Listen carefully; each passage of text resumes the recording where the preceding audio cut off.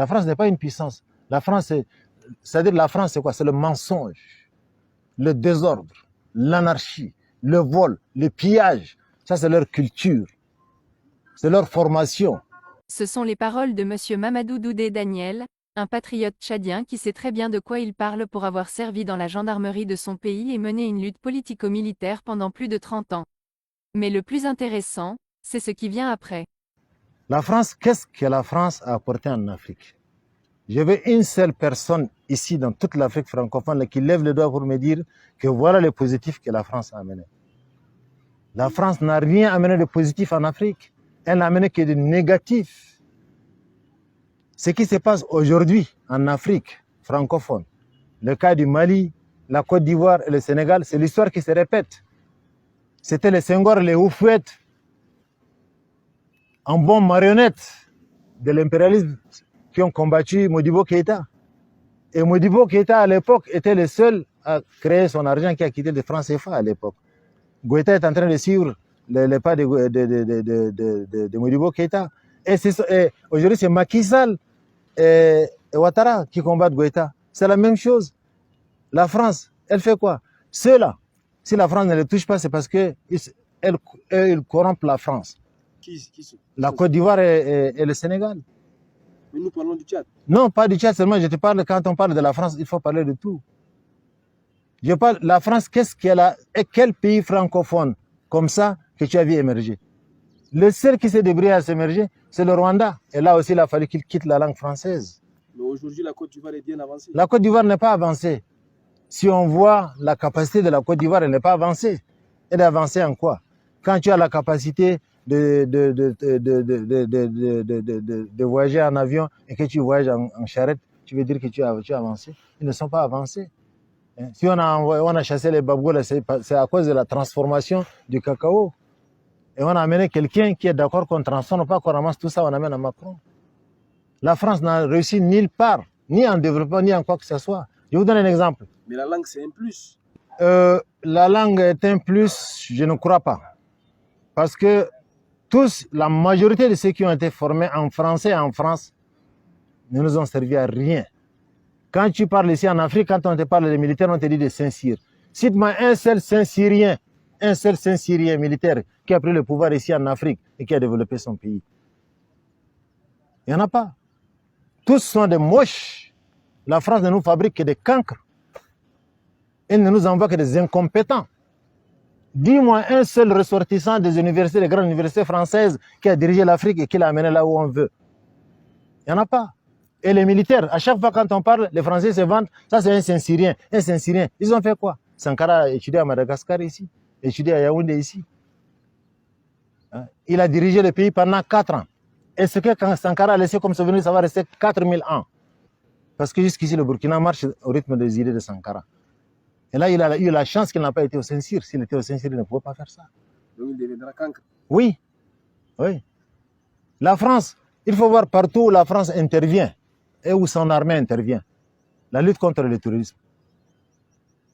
Dans toute la lutte contre le terrorisme au Sahel et dans la sous-région, là où on a réussi, c'est le Tchad qui a réussi contre le Boko Haram. Et là, heureusement, c'est à l'absence de la France. C'est sans la France. Oui. C'est sans la France. Pour une fois, quand les Africains sont battus sans la France, ils ont gagné, les Tchadiens. Ils ont battu le Boko Haram.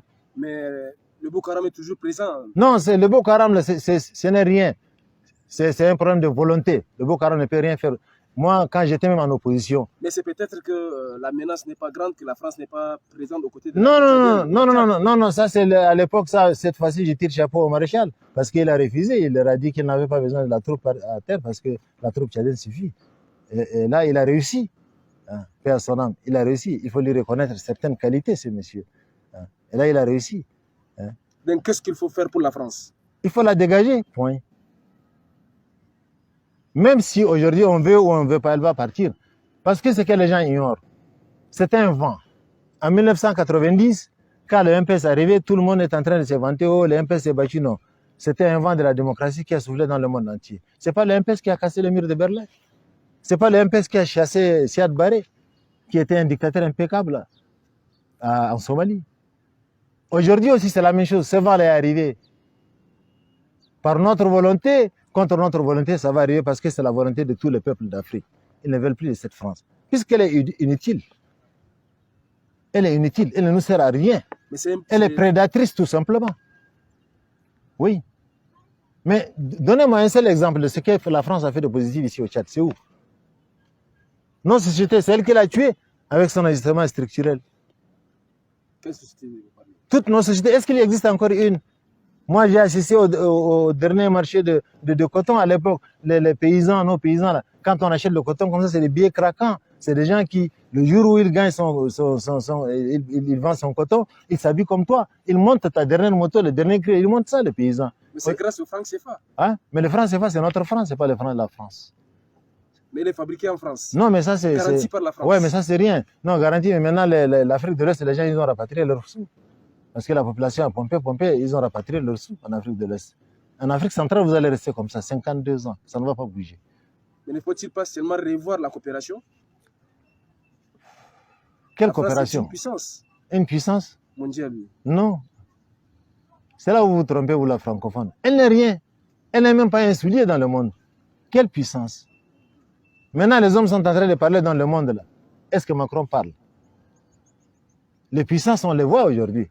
La France n'est pas une puissance. La France, c'est-à-dire la France, c'est quoi? C'est le mensonge, le désordre, l'anarchie, le vol, le pillage. Ça, c'est leur culture. C'est leur formation. Voilà. Tout ce que nous voyons ici en Afrique francophone, là, c'est la culture française. C'est l'éducation française. La France n'est pas une puissance. Elle est une puissance pour ceux qui croient en elle. La France n'est rien. La France. La preuve est là. Aujourd'hui, quand les grands hommes parlent, les Poutine parlent dans le monde, où est Macron? La France n'est rien. La France est quelque chose pour ceux qui croient en elle. Mais nous autres, nous ne croyons pas à la France. Mais est-ce que la Russie est une solution pour les pays africains? On voit dans même la dernière manifestation de mai 2022, Ouattara a brandi les drapeaux russes. Est-ce que la Russie est une solution pour nos problèmes? Non. Non. La Russie est une solution. Aucune solution ne viendra, j'avais déjà dit ça. Aucune solution à nos problèmes ne viendra ni de l'Orient ni de l'Occident. Ça vient de nous-mêmes, c'est un problème de volonté. C'est un problème de volonté.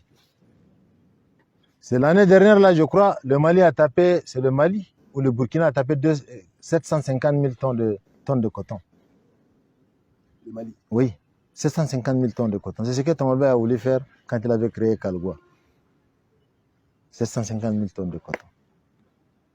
Nous, ici au Tchad, on peut faire ça. Mais sans l'apport de la France. On peut faire ça. Sans l'apport de la France. La Russie, elle est une solution pour ceux qui sont dépassés, pour ceux qui sont désespérés, qui ne trouvent pas un autre moyen. Mais au Mali, l'exemple est là. Au Mali, la Russie a montré qu'elle est utile. Puisque depuis 2012 jusqu'au moment où les Maliens ont chassé la France, les Français ont empêché à l'aviation militaire malienne de se lever pour aller combattre. À chaque fois qu'ils veulent se lever, ils disent non, laissez ça, on va faire. Mais ils font le contraire. Ils ne rendent jamais service à l'armée malienne, ils rendent ça à leurs alliés et leur fabrication. Mais la Russie est venue et les a aidés. Donc quand les gens ils se tournent vers la Russie, c'est comme par exemple quand... Toujours les terroristes sont présents au Mali. Non, mais ils vont partir.